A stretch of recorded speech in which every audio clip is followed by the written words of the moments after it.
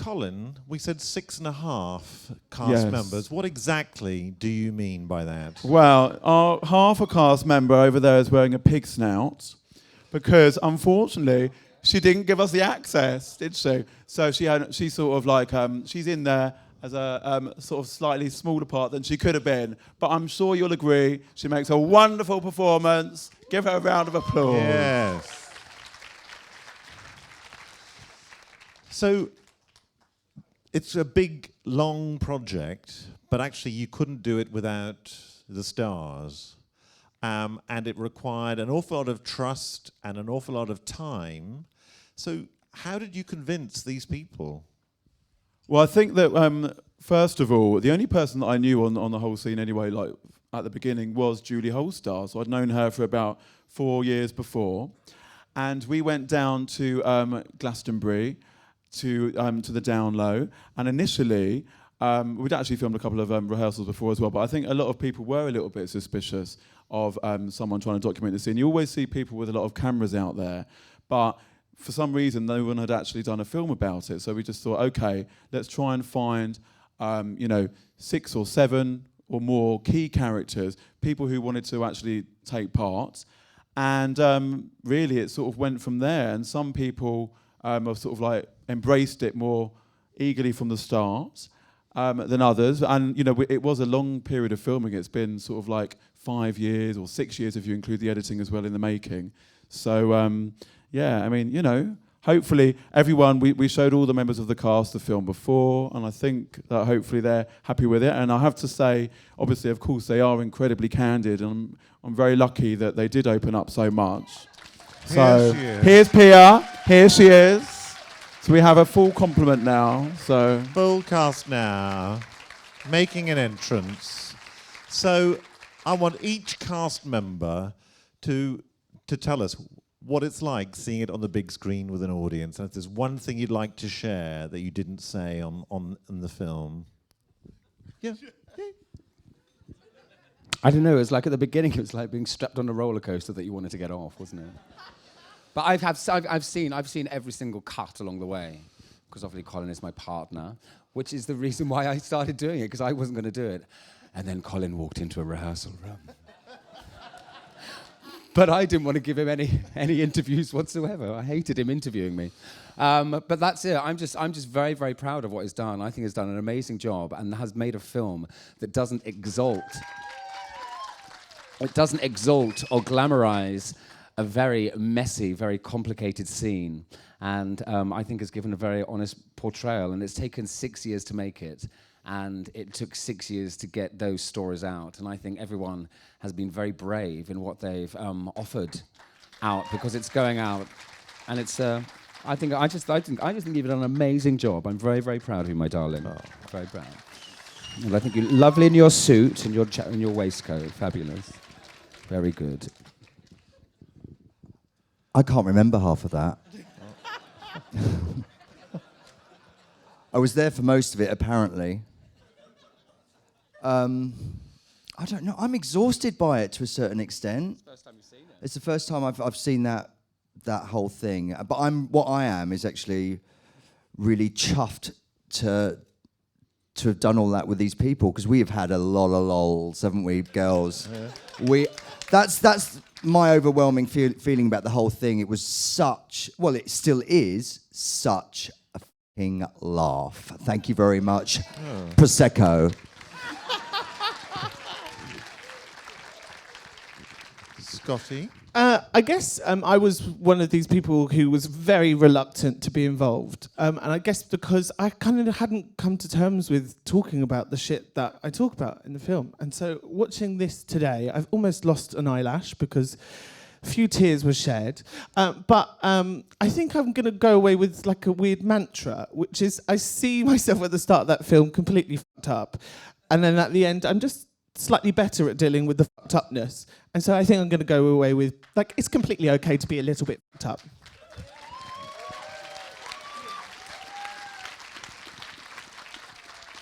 Yeah, to echo what Scottee just said, we are fabulous, gorgeous, incredible creatures, but we have this humanity behind us. And when I had the idea for the film, I was like, this is what I want people to see. So it's not just ridiculous, over the top. That's great, but there's a reality. And the idea was to create something that was a bit like a British version of Paris is Burning that actually showed people's real lives.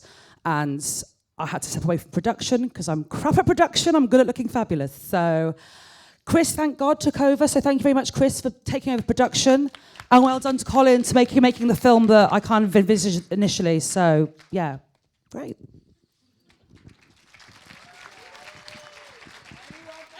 Anyone for drag? I was really lucky to cross paths with Colin about 6 years ago when I was at Glastonbury for my first ever time as a performer. And I was explaining to him what I was about to embark on, which was the very, very early stages of my transition. And he asked if he could be part of that in terms of documenting everything that got involved with that. And I didn't really take time out to think about the whole aspects of it, but I was like, yeah, okay, I'll give you access to my life whenever you want it, and come along and jump on board with whatever I'm going through. And the whole reason for doing that at the very, very beginning was just, even if one person could just look at that film and just actually say to themselves, you know what, I can take a little bit of that from myself as well. That's what I'm going through, and it's all right. I don't know what the outcome was, and I still don't know what the outcome is for my life, but I've gone through some shit, and it's been shit, and it's actually getting a lot better, and things are looking up, and my family have been really supportive of me as a person, and you know what? Stay true to yourself, and if anybody takes a little bit of an aspect out of that film, it's all right, girls. Trust me.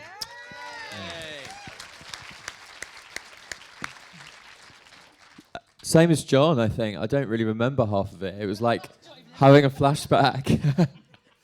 I think a few tears were shed along the way, but a lot of laughs and a lot of good friends. So yeah, that was it.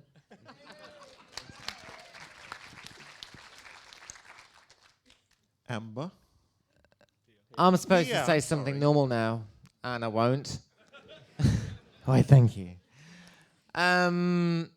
What you're facing as a community and what we're facing as a community in the next 10 years is going to be a fucking huge backlash, because the whole Jimmy Savile thing, they're going to try and blame on us. And we're fucking nothing like that, and you know that already. But that is coming, so be prepared for it. I thank you. I love doing the film. I love being part of it. Let's concentrate on Fukushima, but let's have a look at the film, and we love doing it, and I hope you love it, but Fukushima, people. So, Mr. Producer, how does it feel to have produced? Well, this is actually the first film I've ever produced, and when I was talking to Colin about it at one of the shed parties a few years ago, and he told me they were filming all these people. And I actually grew up in Australia in a small country town, and I used to read ID magazine and The Face as a kid, and I just used to worship London and what it was all about. And then I saw these characters and these people, and I just thought I would love to be a part of something like that, and I think the whole world would love to hear their stories, so that's why I got involved. So I thank them all very, very, very much from the bottom of my heart for what they've given us, and I really think that this story and this film, if we can reach a bigger audience out there, will hopefully sort of, you know, reach out to kids like me in small country towns around the world and make them feel like it's okay to dress as a girl. Can I also add, I'd like to thank everyone in this room, because you're the first audience in the world to see this, and the reaction was absolutely fantastic. So a big thank you and a big clap for you lot. And I hope you all come to the after party, because it's going to be off the hook and it's going to be crazy. And it's the first time this gang have been together for a long, long time, and they're all going to be there, and we're selling merchandising like shirts and badges and things, and we need all the money we can get to help us distribute. So, yeah. And lastly, sorry, Brian, just one more thing. Hashtag dragmovie.com, okay? So that's it. Thank you very much. I think misogyny plays a huge part in that.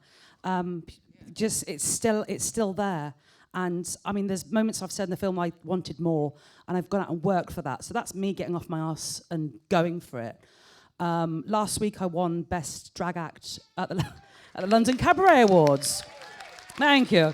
which was really, really nice. But I've since received a lot of negativity from gay men and gay male drag queens. She didn't deserve that because she's a woman. It said drag act, not drag queen. By the by, I think things are changing. There are a lot more people. You know, drag is not about what's in your pants. It's the art of it. It's the art of just taking on a character and being fabulous. But we've still got time to go with that. It's still progression, and I think the more people are doing it, the more things will change. I'm a big believer of having things in the mainstream and having those ideas out there. So this film needs to go big, so everyone can see how fabulous we all are. And it's all good. It's all fine. We have all of that footage. Obviously, when you sort of don't have a budget, which we don't, every single commercial track, such as like Boney M's Rasputin, will cost you thousands and thousands of pounds to put in. So unfortunately, we couldn't do that. It's 95 minutes long as it is, which I think is sort of the limit for a documentary film. So unfortunately, we couldn't put in a lot of the performance. We wanted to sort of like put in stuff about the characters' lives. And if hopefully you're interested in what they do, these days, of course, all you have to do is Google and loads of stuff will come up. And we are going to have DVD extras as well available, as well as a DVD for sale at the party. But the DVD extras aren't on that yet, but they will be. So all of these performances, 300 hours of footage we've got, which will be archived for the future. Or you can come to the Glory and see us live, ladies and gentlemen. We have our own mother stage, bitches. 3-dimension transvesticism on tap.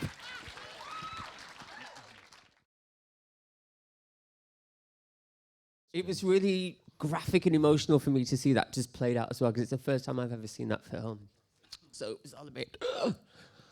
It's going really, really well. You've obviously seen clearly that he refused to acknowledge what was clearly happening in front of him with regards to me. He came down to London to stay with me about 3 weeks ago, and I've got a partner now that I've been with for 10 months, and we all went out, we had a really nice time, and yeah, it's going really, really well. Slowly but surely, but he calls me Amber every time, so that's a good thing. And he said that he's going to be there for me when I have my full gender reassignment surgery. So yeah, that's my daddy. And hopefully I'm his daughter.